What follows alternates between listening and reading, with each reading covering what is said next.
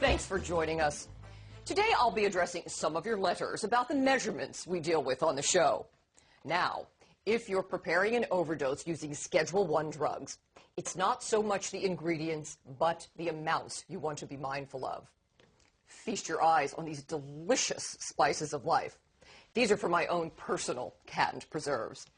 Now, if you want to create a memorable barbecue overdose of cocaine, we always say, less than a pinch will do the trick.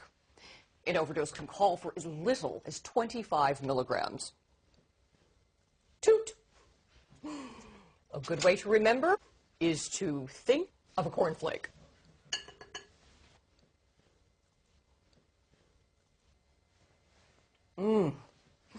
Now, I know some of you have tried overdose recipes using brown sugar. Not that kind of brown sugar.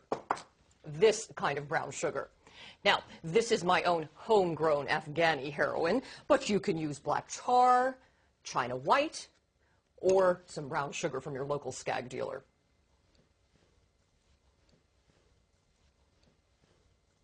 Now that's a good thing.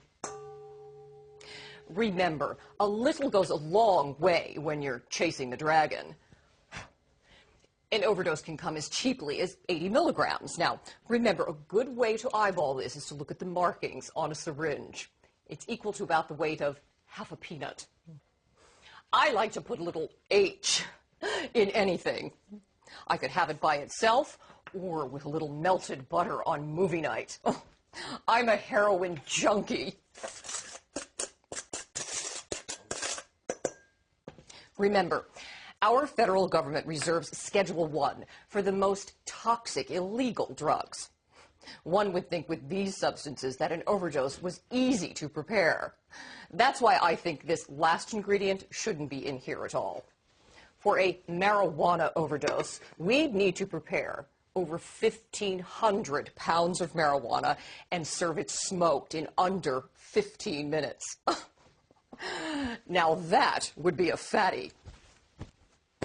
In fact, that's enough marijuana to equal the weight of these 7 gorgeous hunks of man meat from the DEA, or about 250,000 pot brownies. Oh, never mind the overdose, that would be murder on the thighs.